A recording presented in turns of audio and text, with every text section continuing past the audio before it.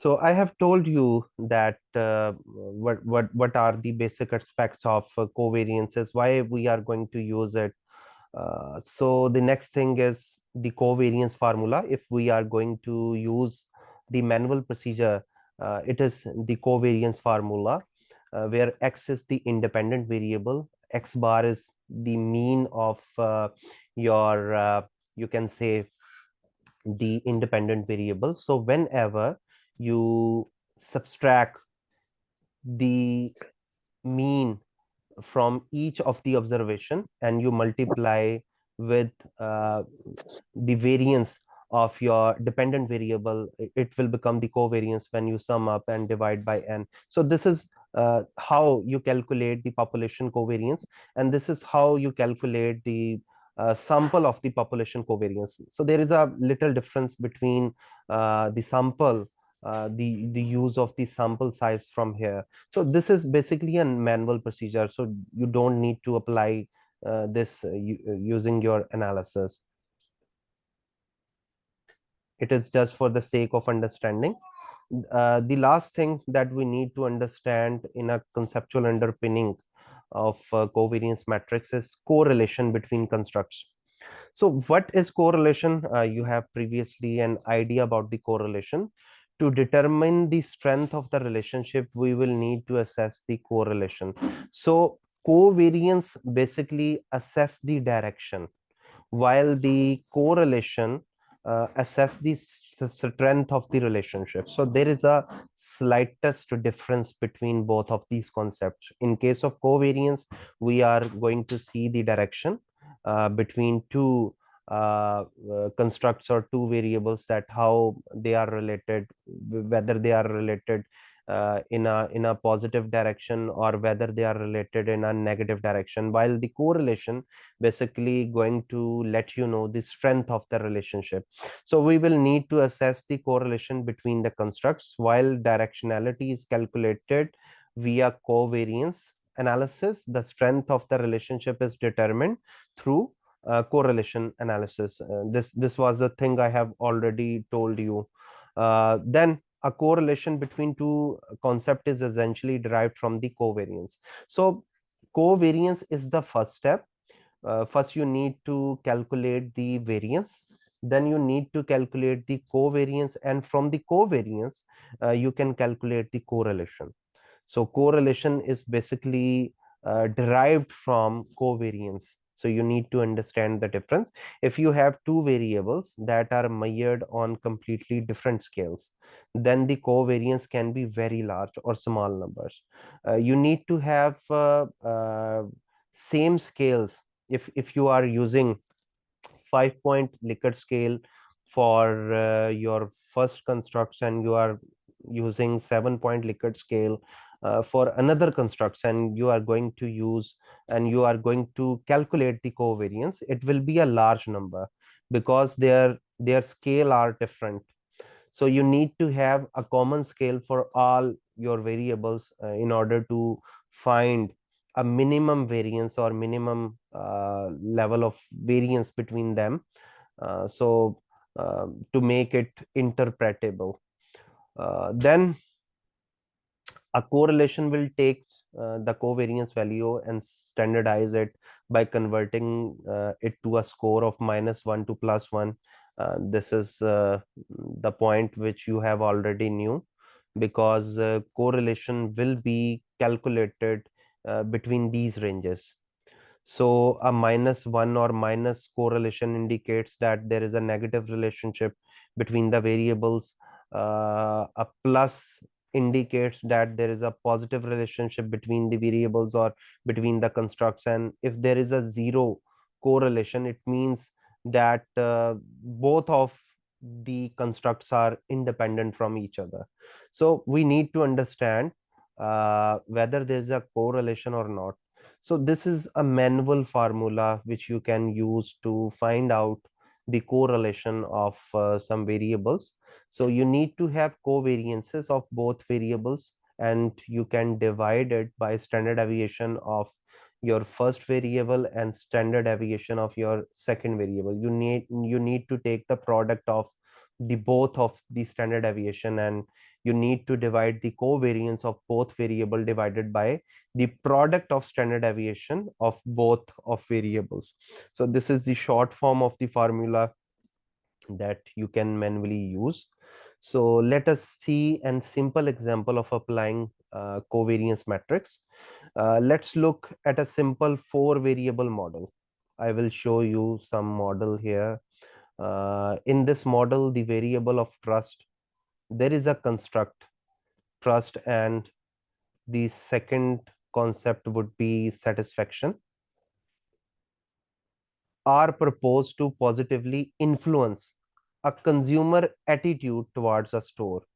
So there is a consumer attitudes that is going to be influenced by trust and satisfaction towards a store. This attitude evaluation then proposed to a positive influence to consumer intention. There is another constructs, the fourth one. So there is a four model, there is a four variable model, or you can say a four construct model. The first construct is trust, the second construct is satisfaction, and both of these constructs are going to influence the consumer attitude.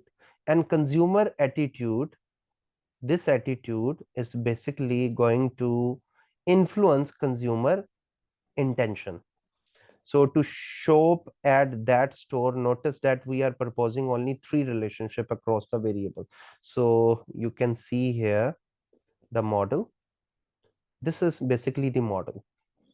There is a trust variable, there is a satisfaction variable. You can say these are basically the constructs, and these are basically the exogenous constructs, because in case of SEM analysis, the independent variable that we are going to use in our model are exogenous variable, and they are basically going to influence attitude, and then attitude is going to influence the intentions. So here you are seeing the plus sign over here. So what does they mean?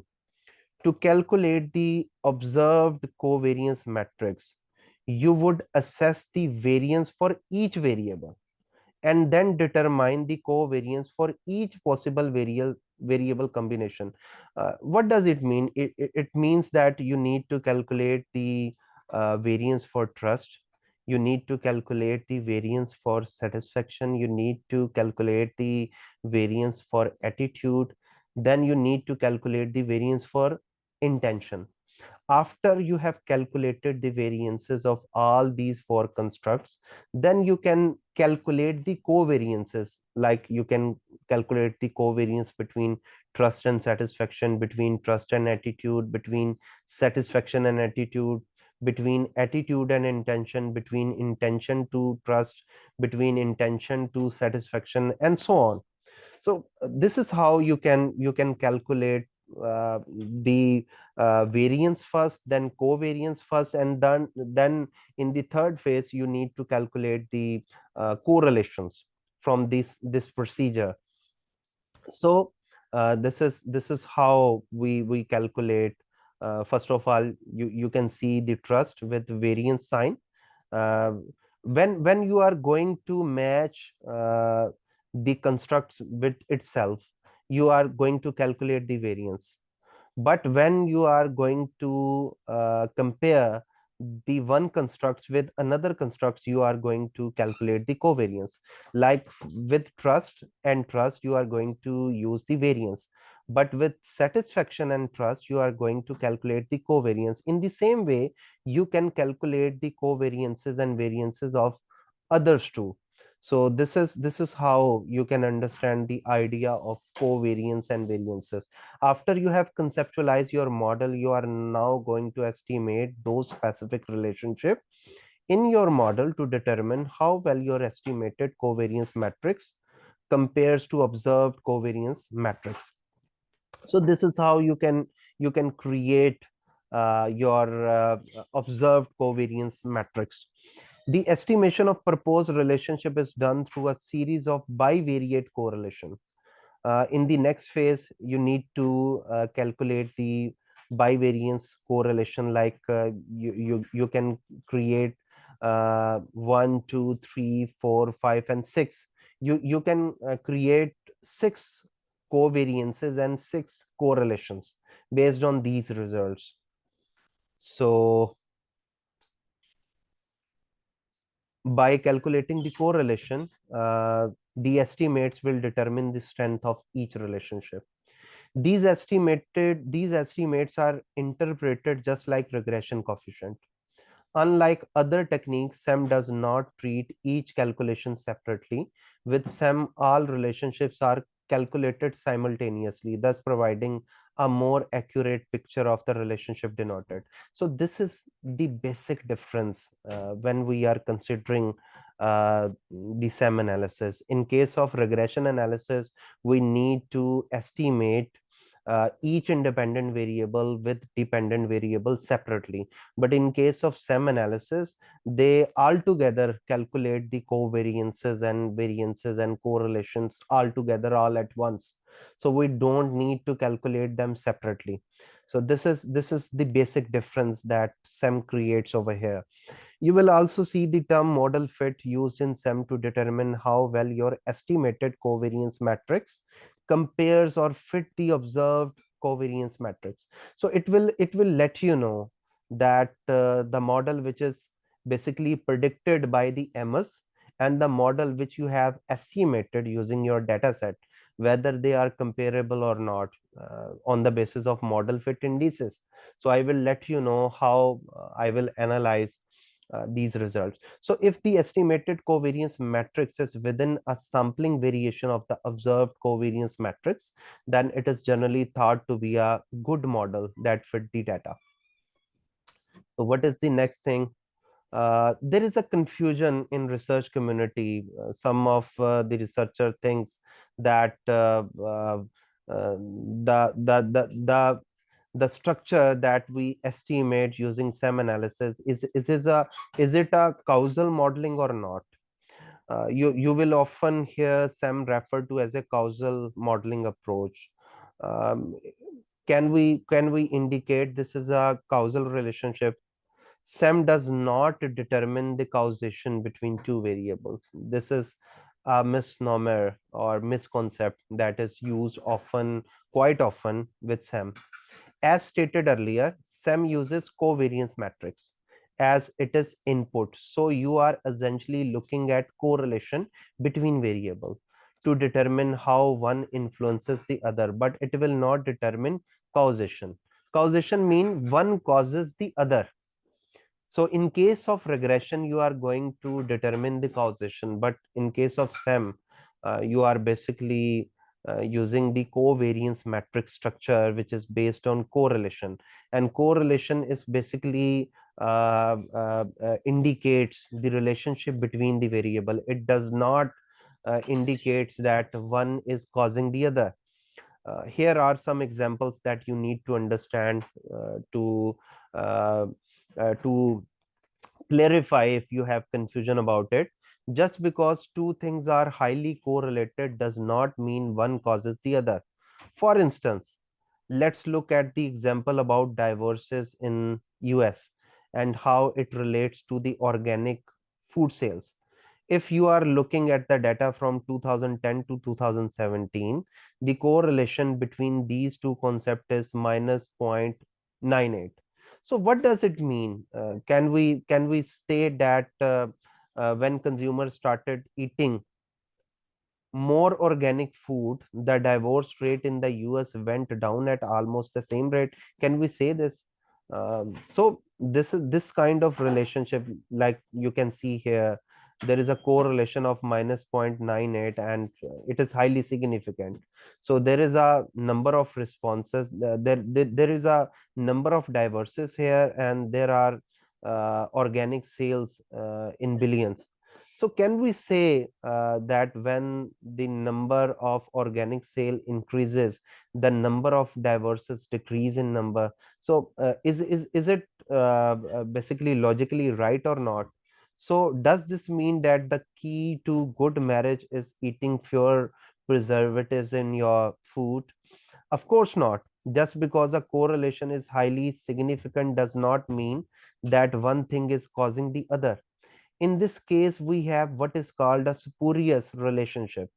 So this constructs appear to be interconnected, but in reality, they have no association with each other. So you need to understand that causation does not mean the high correlation or the interconnectedness.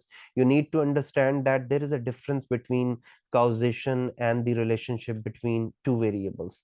So sometimes it is not possible that two variables are connected and they are causing each other. So you need to understand them very correctly. So here are the logical flow of our SEM analysis using Amos. And in order to understand it, you need to understand some of the basic points. So in order to apply the structural equation modeling using Amos, you need to have at least 3 to 4 items or indicators to measure a construct. This is the minimum requirement. In the previous stage, some of you may have asked from me that how many items or indicators we should have in order to measure a construct. So in case of Amos, in case of covariance based structural equation modeling, you need to have at least 3 to 4 items or indicators to measure a construct. Because if the number of items or indicators are below this level, you are not going to use the CBSEM method using Amos. You can use the smart PLS or PLS method. You cannot use the CBSEM technique. So you need to have at least 3 items or 4 items or 4 indicators to measure a construct for applying the CBSEM approach using Amos. Next thing that you need to consider is sufficient sample size. The rule of thumb is that you must have at least 350 or more observation in your data set in order to apply the CBSEM approach using Amos.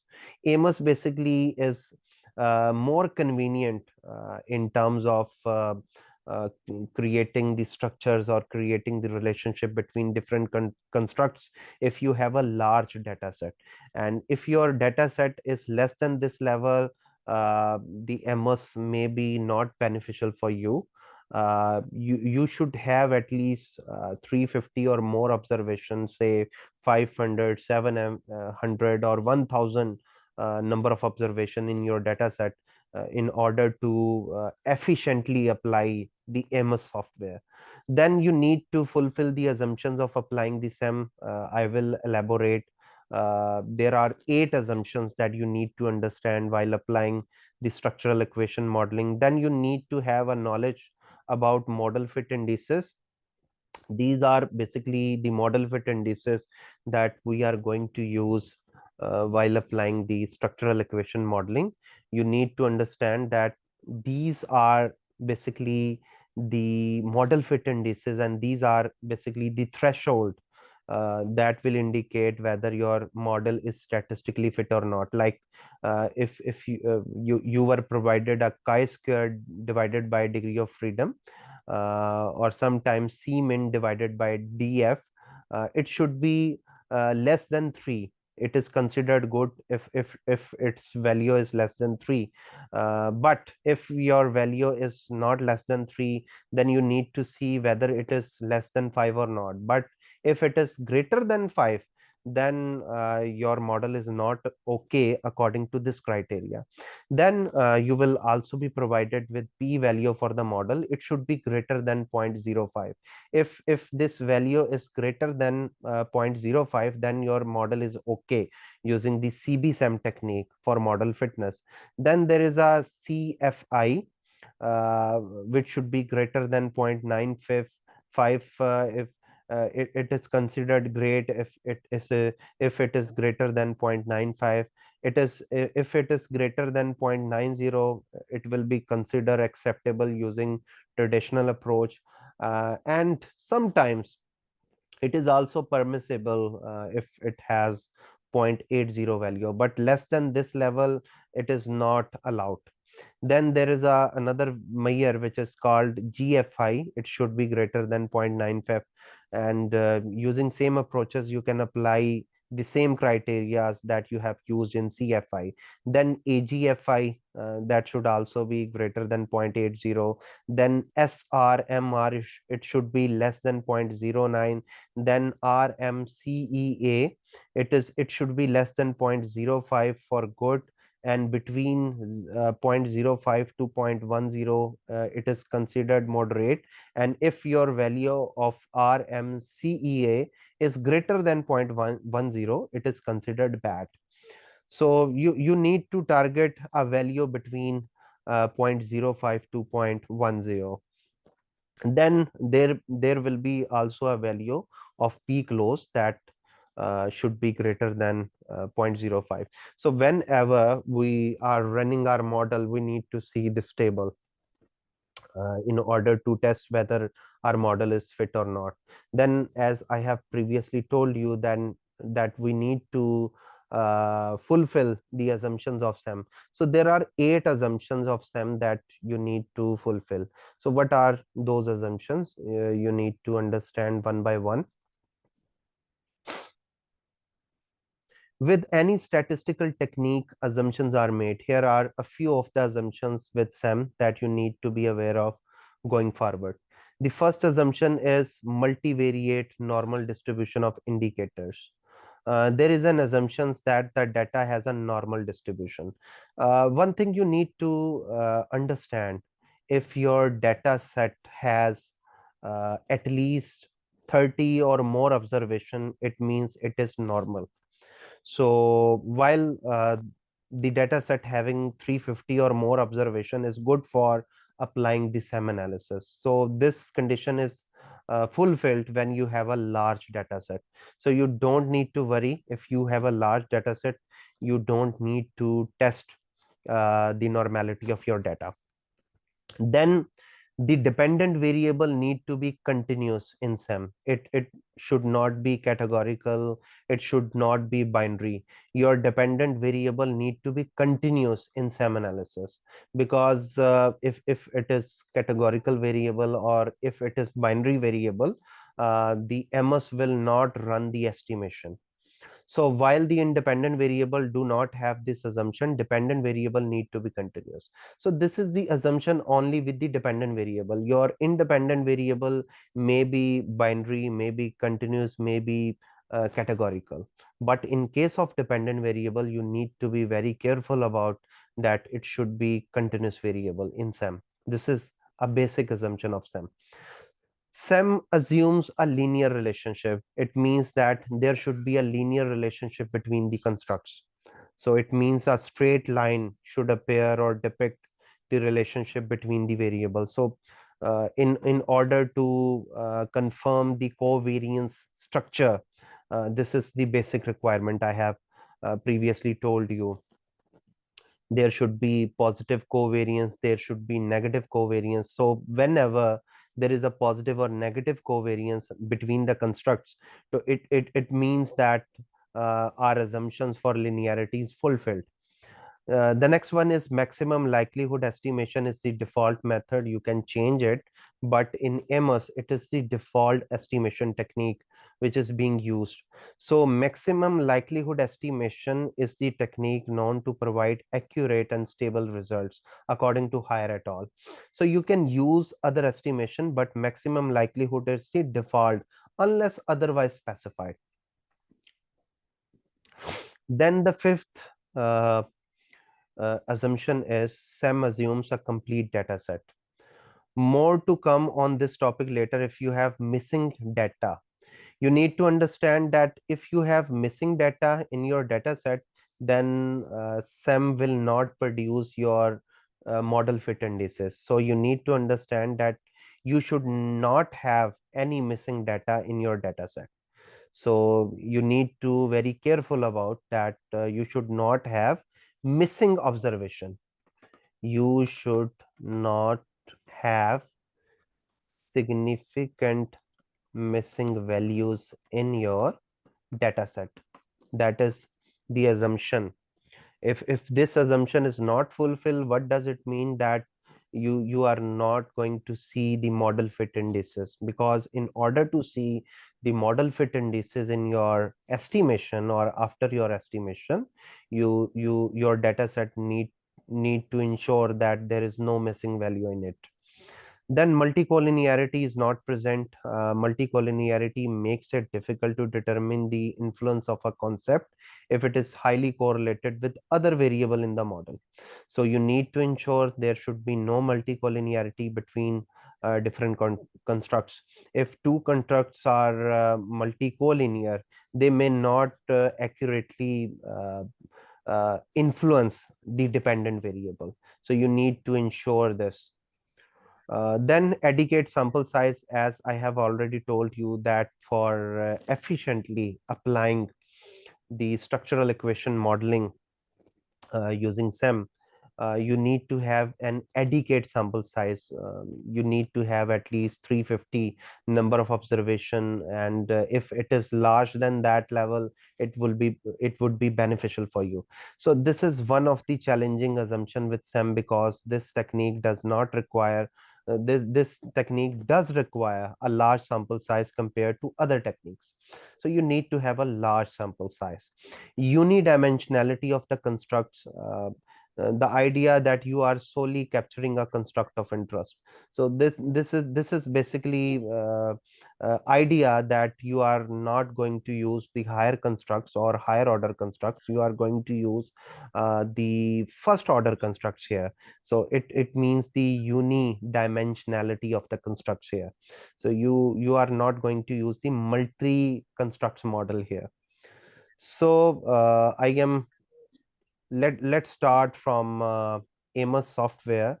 So from the screen output, I will let you know what are the basic uh, consideration here. So go to the start bar and you will find here expand button, and from here you need to click on Amos graphic. If you can see the screen, you need to open the Amos graphics. You just need to click one time here and you will see a screen like this. Amos graphic is basically used for applying the Amos software analysis for the SEM.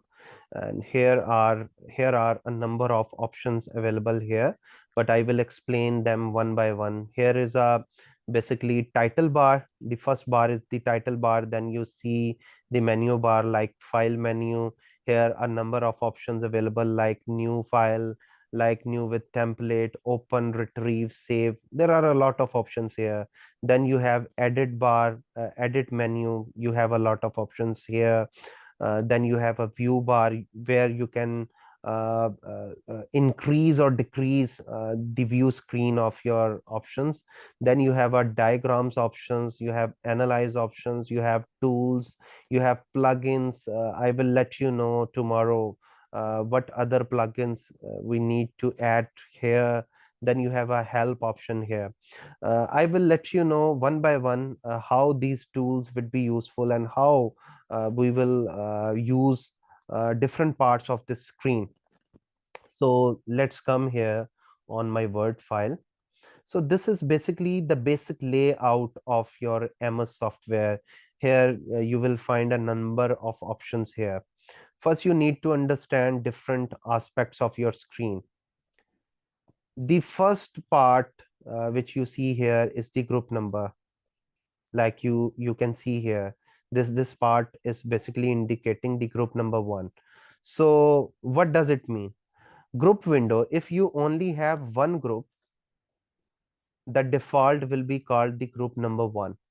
If you have multiple groups you want to assess at the same time, you can add groups here and label them for clarity. So in our case, we have only one group here. So we can add here that one group. I have not loaded the file here, but I will load after some time, after you have some overview of this basic screen. Then you have a model window, just like here. This is basically the default model window. So what will it indicates? The model window, if you want to compare models, this window is where the comparison will be listed. If you have just one model to test, then the default model window, default model label will the only model. Note that when you run an analysis, if it runs to completion, that access will turn into OK. If the analysis does not run, or if it has a problem, the double X will still be displayed. So it means when you are going to run your model, it will indicate the OK here. But if your model is not run, or if it has some error, it will indicate double X here. So we have not loaded our data set here. So it is indicating the double X here. So what is the next thing? Next is the parameter format window. This is basically the parameter format window. What it will do, MOS will allow you to see the results of an analysis on the graphic model. This window will let you see the unstandardized or standardized result on the model. If you remember, we have some standardized estimate and some unstandardized estimate in case of smart PLS. And here, this option is also available here. When you have run the estimations of your MOS window, you have the option to see the unstandardized and standardized estimates separately. So it will appear over here. The next thing is computation summary window. When you run your analysis, this window will present initial results such as chi-square, degree of freedom. This window will also let you know if the analysis had a problem and did not run to completion. So this blank window basically, this blank window will indicate the computation summary. It will indicate the initial values of chi-square and so on over here. Next is what? Files in current directory window.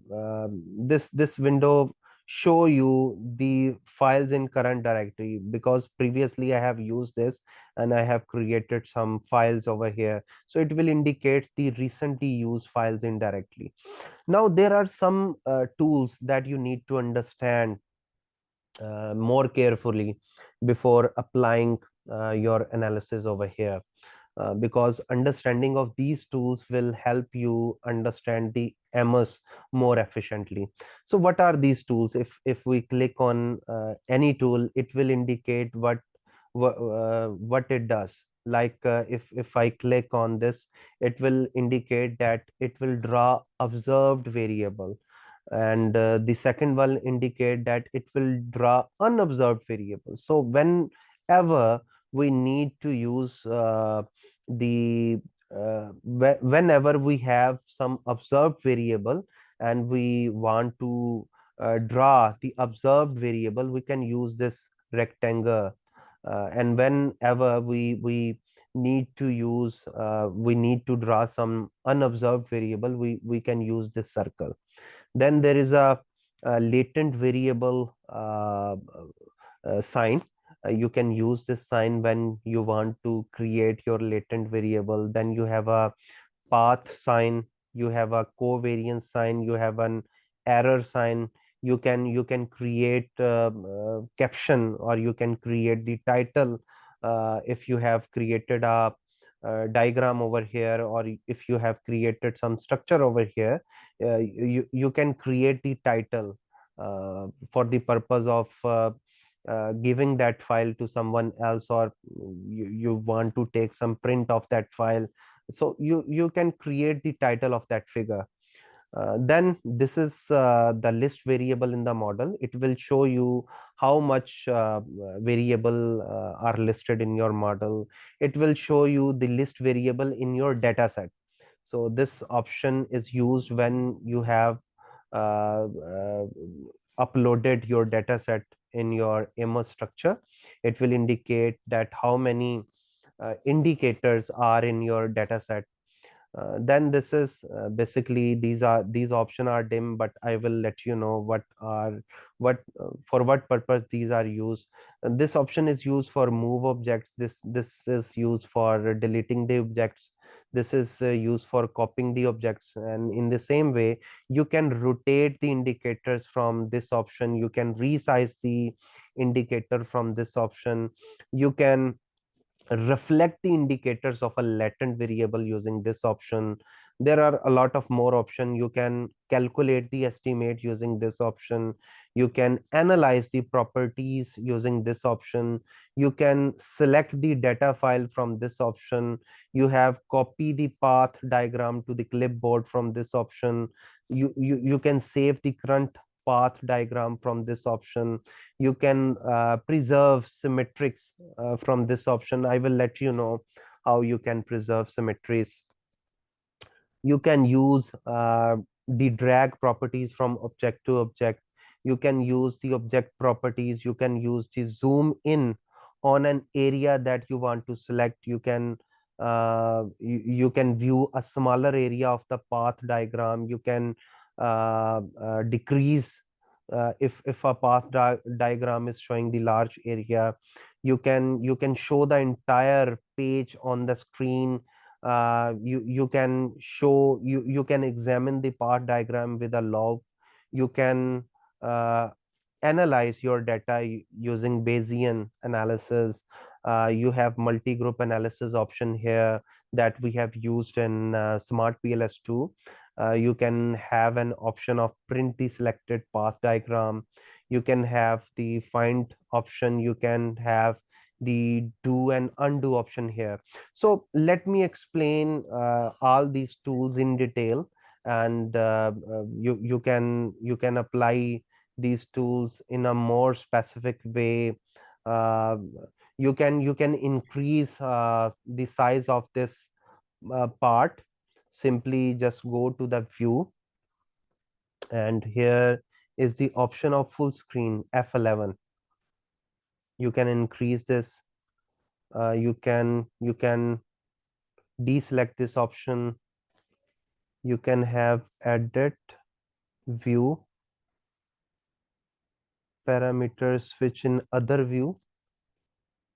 No, we need to have a path diagram. We have here a lot of option like full screen, variable in dataset, interface, properties. You can increase the size of this, but in our case it is more convenient to use it. You can increase from here. These are the option for increasing or decreasing the size of your diagrams over here. So let me explain all these tools one by one in more detail, so that you may be able to understand different things more conveniently. So first option is basically from here. You can see this rectangle bar here. So for what purpose this is basically used? This function allows you to draw an observable variable. So if you have already measured a variable, you can use this rectangle diagram. You can drag the square in the graphic window to analyze the size of the box you want. The time is going to end. You need to basically rejoin again using the same link, because there are a lot more that I need to explain you before the meeting is over. So you need to join again for using the same link, so that we can complete some of the basic. There are a lot more that we need to cover in today. There are some basic concepts that we need to apply. I will let you know using the MS tools also. So you need to join again using the same link.